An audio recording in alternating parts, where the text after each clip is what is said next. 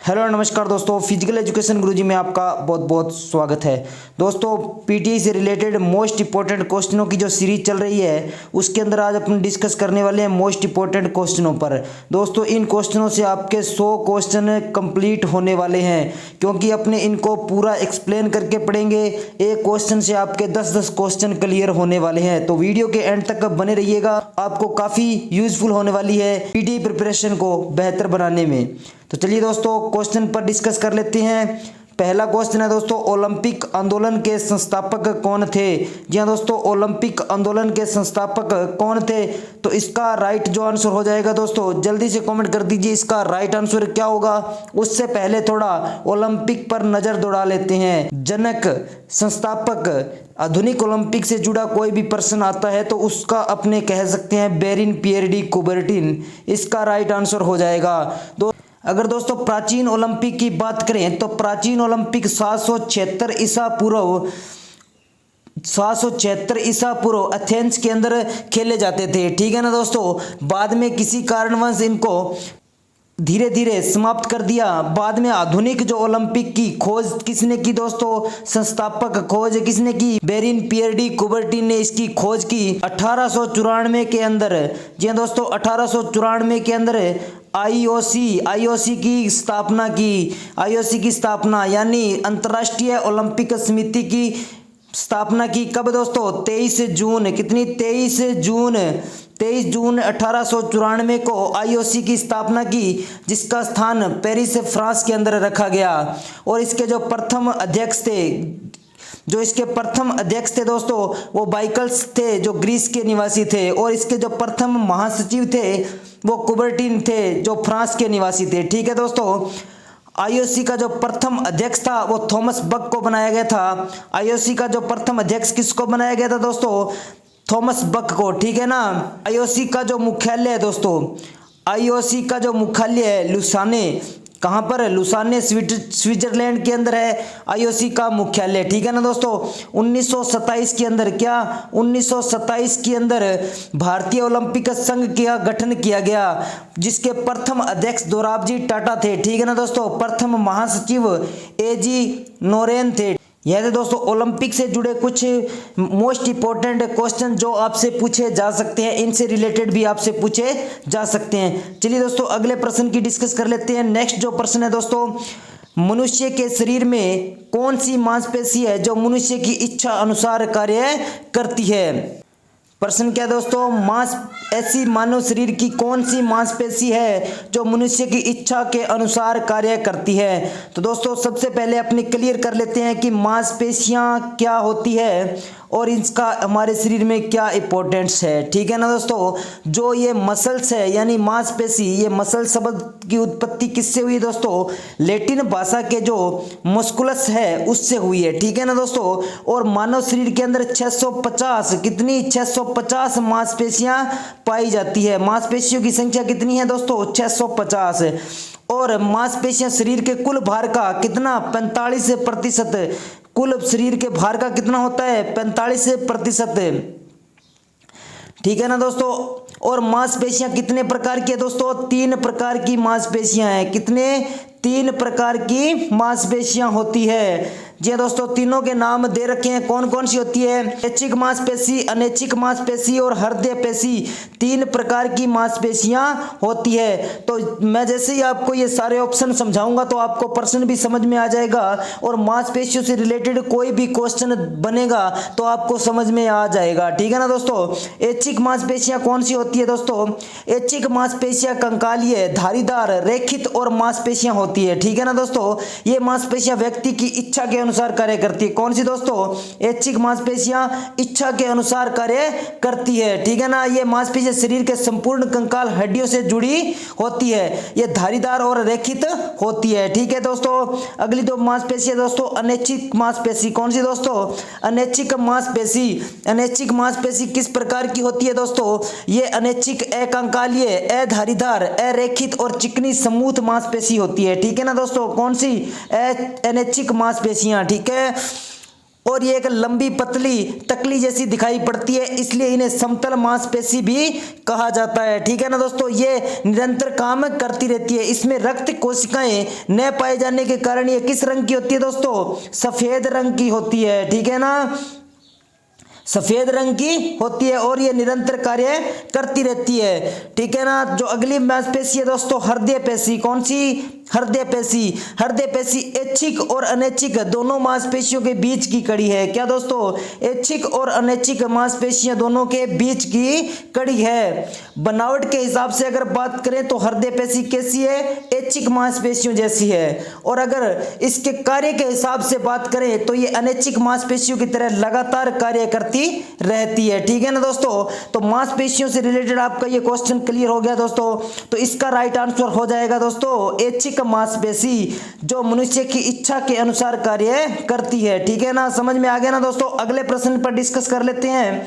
अगला जो प्रश्न है दोस्तों, रक्त प्रवाह संस्थान के कौन से अंग से केवल शुद्ध रक्त का संचार होता है? जी हाँ दोस्तों, रक्त प्रवाह जो संस्थान है हमारे शरीर के अंदर, ऐसा कौन सा अंग है जिसमें से केवल शुद्ध रक्त का ही संचार होता है? इसके लिए अपने को हृदय समझना होगा। जैसे ही आप हृदय को कंप्लीटली समझ लेंगे तो आपको समझ में आ जाएगा कि कौन शुद्ध रक्त लेके जाती है और कौन अशुद्ध रक्त लेके जाती है। तो हृदय के बारे में थोड़ा बहुत पढ़ लेते हैं। हृदय अपने एक बार छोटा सा चित्र बनाकर समझ लेते हैं। कुछ कमेंट करेगी कि सर आपने ये क्या बना दिया, लेकिन आपको इसमें समझने में आसानी रहेगी। यहाँ से अपने देख लेते हैं, यहाँ से क्या है? अशुद्ध रक्त कणिकाएं। क्या है? अशुद्ध रक्त। ठीक है ना दोस्तों, अशुद्ध रक्त शरीर के अंदर आता है। इसके अंदर 4 वल्ब होते हैं। कितने दोस्तों? 4 वल्ब। ये दोस्तों दायां अलिंद हो जाएगा और ये दायां नील्य हो जाएगा। ठीक है ना दोस्तों, और ये बायां अलिंद हो जाएगा और ये बायां नील्य हो जाएगा। यहाँ पर त्रिवलनी कपाट होते हैं दोस्तों। कितने? त्रिवलनी कपाट होते हैं और यहाँ द्विवलनी कपाट होते हैं। ठीक है ना दोस्तों, यहाँ से अशुद्ध रक्त, शरीर से अशुद्ध रक्त किस में आता है? हृदय के अंदर। ठीक है ना दोस्तों, शिराओं के अंदर कौन सा रक्त होता है दोस्तों? अशुद्ध रक्त होता है। कौन सा? अशुद्ध रक्त। और धमनियों के अंदर कौन सा रक्त होता है दोस्तों? शुद्ध रक्त। ठीक है ना दोस्तों, हृदय के अंदर जैसे ही रक्त ने प्रवेश किया त्रिवलनी कपाट से दायां नील्य के अंदर आया। दायां नील्य के अंदर आते ही यहाँ पे दोस्तों फफूसीय धमनी लगी होती है। क्या दोस्तों? फफूसीय धमनी लगी होती है। और फफूसीय धमनी से किस में चला जाता है? फेफड़ों के अंदर। किस में चला जाता है? फेफड़ों के अंदर। फेफड़ों से होता हुआ सीधा वापिस हृदय के अंदर आता है दोस्तों। फेफड़ों से रक्त को शुद्ध किया जाता है। शुद्ध करने के बाद फफूसीय सिरा। कौन सा दोस्तों? फफूसीय सिरा एकमात्र सिरा है जो शुद्ध रक्त को लेकर जाता है। क्या दोस्तों? फफूसीय सिरा एकमात्र सिरा है जो शुद्ध रक्त को लेकर जाता है। फफूसीय धमनी एकमात्र धमनी है जो अशुद्ध रक्त को लेकर जाती है। आपको ध्यान में रखना है। ऊपर से किस में आ जाएगा? जो फफूसीय सिरा है वो किस में? बायां अलिंद के अंदर डालेगा रक्त को, शुद्ध रक्त को। ठीक है ना दोस्तों, द्विवलनी कपाट से होता हुआ बाएं नील्य के अंदर आएगा और फिर दोस्तों यहाँ से महाधमनी से किस में चला जाएगा? पूरे शरीर के अंदर, हृदय के अंदर वापिस, और यहाँ से 2 भागों में बंट जाएगा, शरीर के अंदर और पूरे हृदय के अंदर और पूरे शरीर के अंदर। ठीक है ना दोस्तों, तो आपको ये प्रश्न क्लियर हो गया दोस्तों।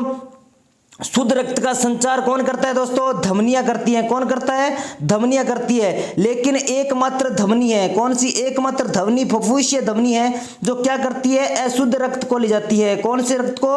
अशुद्ध रक्त को। और एकमात्र सिरा है फफूसीय सिरा जो शुद्ध रक्त को लेके जाता है। ठीक है ना दोस्तों, ये प्रश्न आपके क्लियर हो गया। अगले प्रश्न पर डिस्कस कर लेते हैं।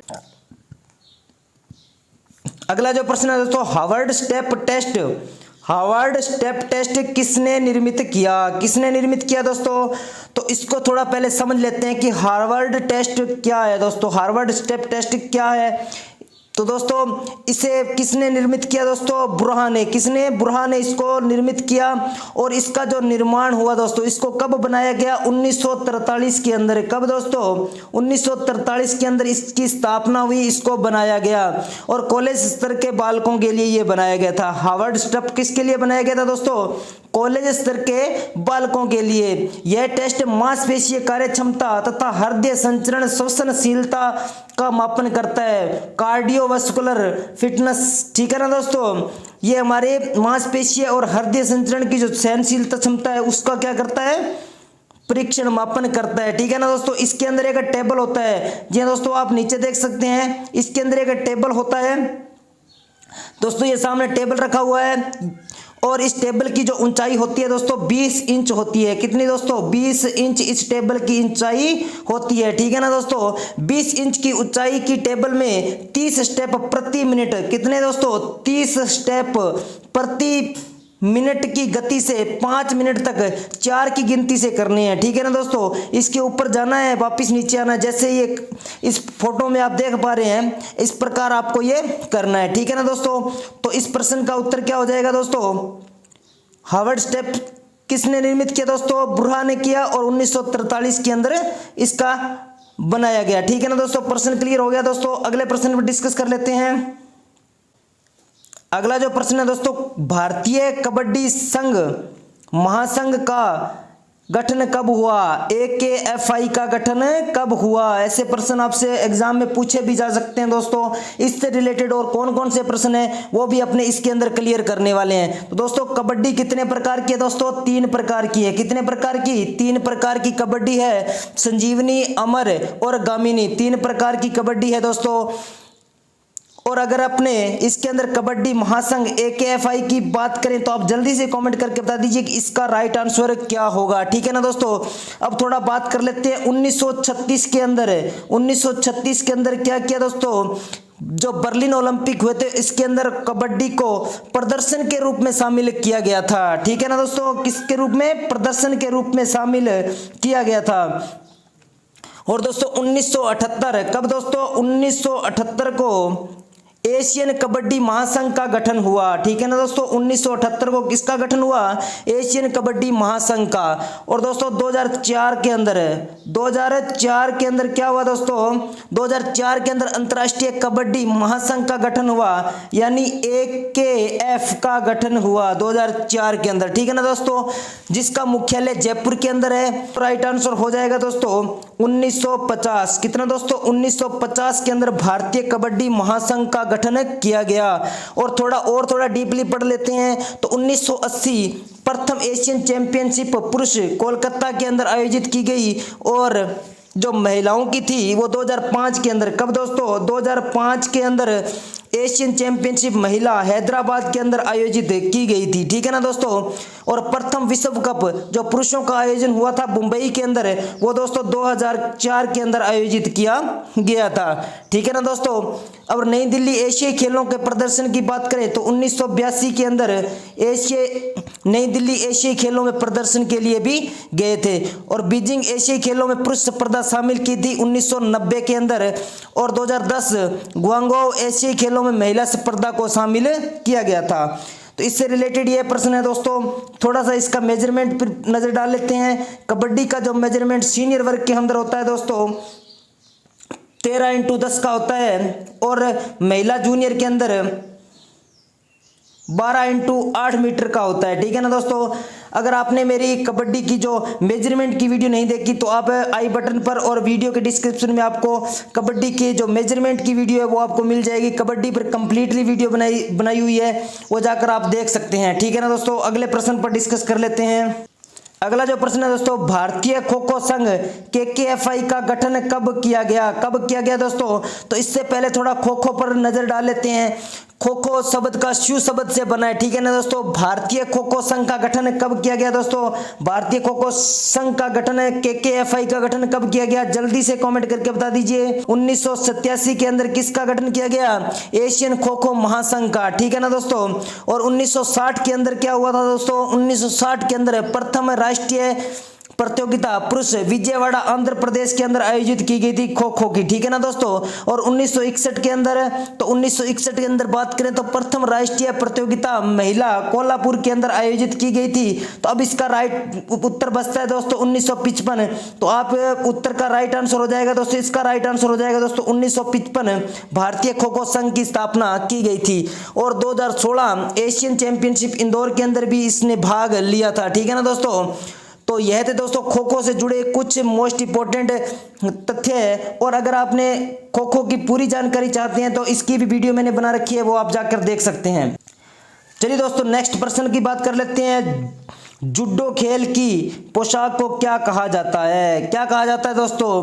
तो सबसे पहला जो ए ऑप्शन है उसको जान लेते हैं, डोजो। डोजो किसे कहा जाता है दोस्तों? जुडो का जो होल होता है, जुडो का जो होल होता है उसको क्या कहा जाता है? डोजो। और जो जुडो का क्षेत्र होता है, जुडो खेल का जो क्षेत्र होता है उसको क्या कहते हैं दोस्तों? सियाजो। क्या कहते हैं? सियाजो। और दोस्तों माते क्या है? माते दोस्तों भिड़ंत रोकने का शब्द है। क्या दोस्तों? भिड़ंत रोकने का शब्द को क्या कहा जाता है? माते।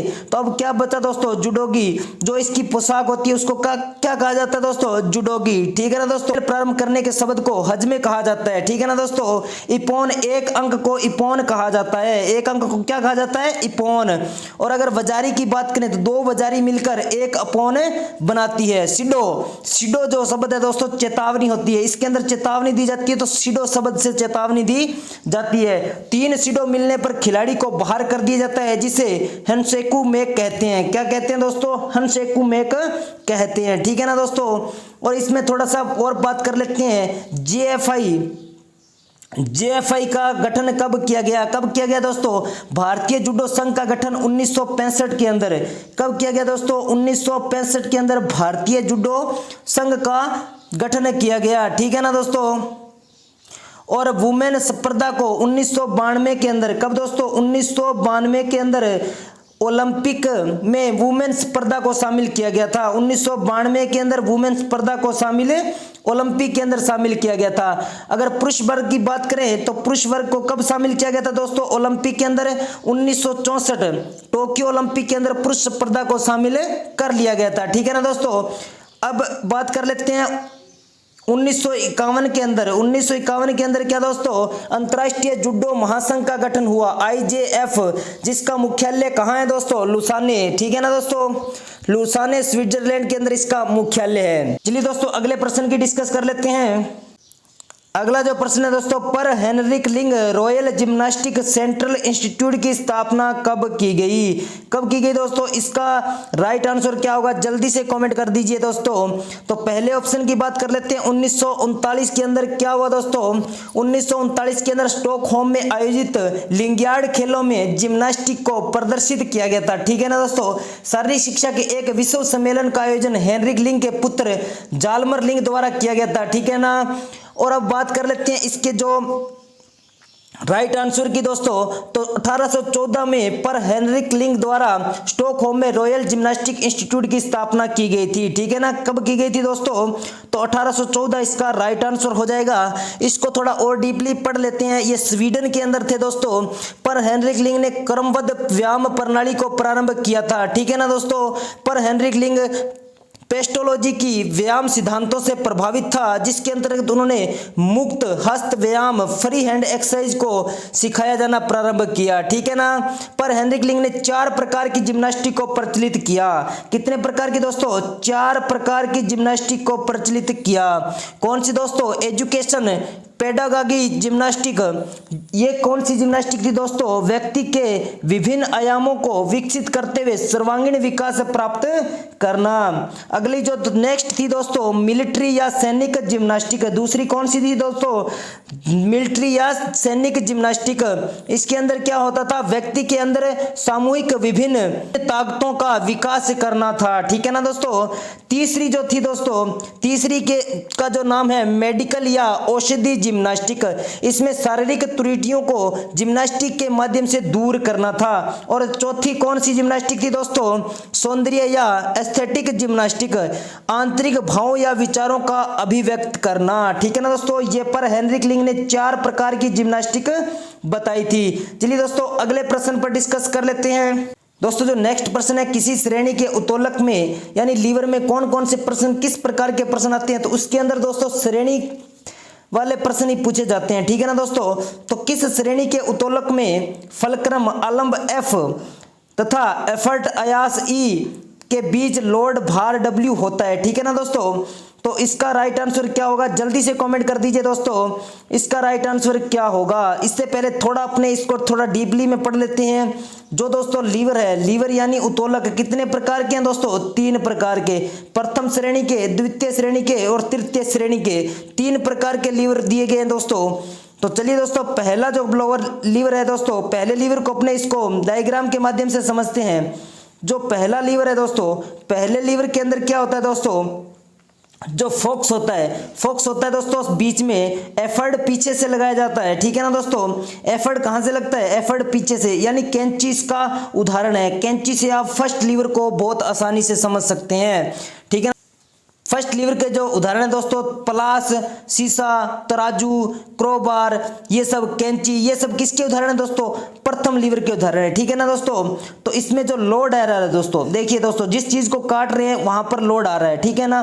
तो ये आ गया, यहां पर आ गया लोड यानी भार, ये आ गया फलक्रम, यहां एफर्ट लग रहा है। तो ये किसका उदाहरण हो गया दोस्तों, फर्स्ट लीवर का। और दूसरा दोस्तों, इसमें देखो फलक्रम यहां पर पीछे है और फोर्स लोड यहां पर लग रहा है और यहां पर एफर्ट लग रहा है। तो इसका भी क्या हुआ, फलक्रम कहां आ गया, सेंटर में। जिसका फलक्रम सेंटर में होगा वो फर्स्ट लीवर होगा। कौन सा दोस्तों, फर्स्ट लीवर होगा। अब सेकंड लीवर को समझ लेते हैं। सेकंड लीवर में क्या होता है दोस्तों, सेकंड लीवर के अंदर क्या है, देखो लोड बीच में आ गया।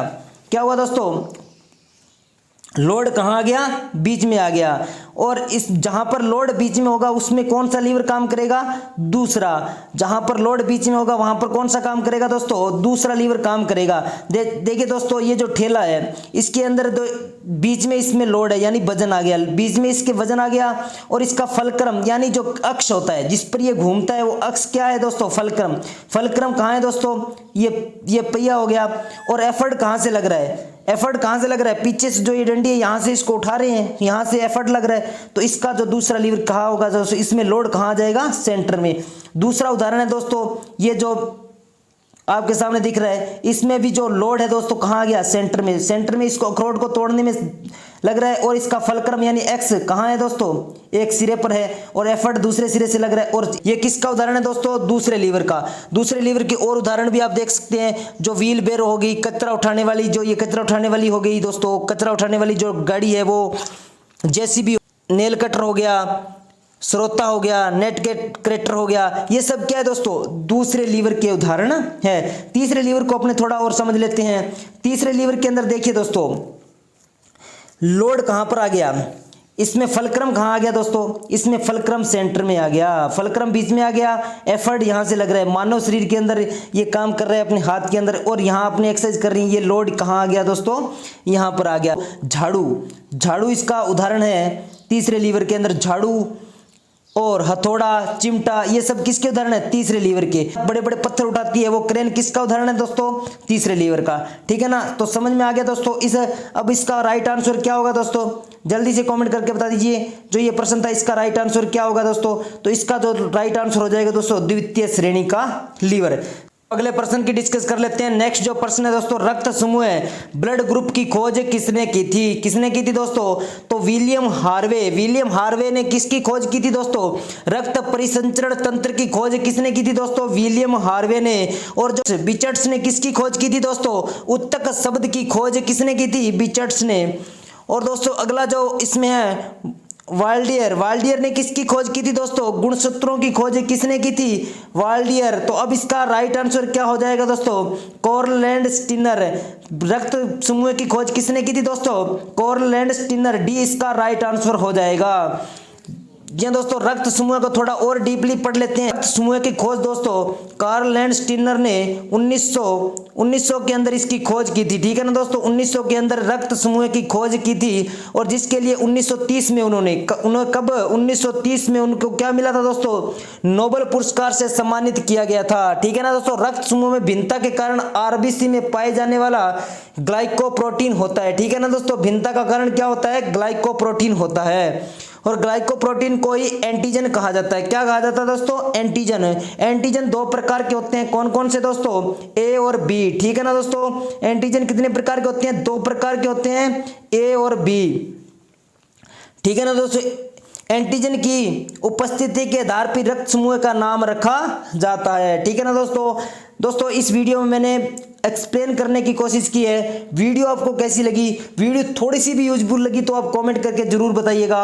आपका कमेंट हमारे हौसले को दोगुना बढ़ा देता है। दोस्तों वीडियो को ज़्यादा से ज़्यादा शेयर कर दीजिए, लाइक कर दीजिए। अगर वीडियो आपको अच्छी लगी तो हर स्टूडेंट के पास इसको शेयर कर दीजिए। दोस्तों आप जैसे ही कमेंट करते हैं तो आपके कमेंट पर संज्ञान लिया जाता है। पिछली वीडियो में मुझे कुछ बच्चों ने कमेंट किए थे कि सर आप एक्सप्लेन नहीं करते, तो इस बार मैंने और डीपली एक्सप्लेन करने की कोशिश की है। धीरे धीरे आपको और बढ़िया एक्सप्लेन करके समझाया जाएगा। आप कमेंट करके बताते रहिए, अच्छे अच्छे कमेंट करते रहिए और जुड़े रहिए हमारे चैनल को, ज़्यादा से ज़्यादा शेयर करते रहिए। दोस्तों मिलते हैं नेक्स्ट वीडियो में, तब तक जय हिंद, जय भारत, वंदे मातरम।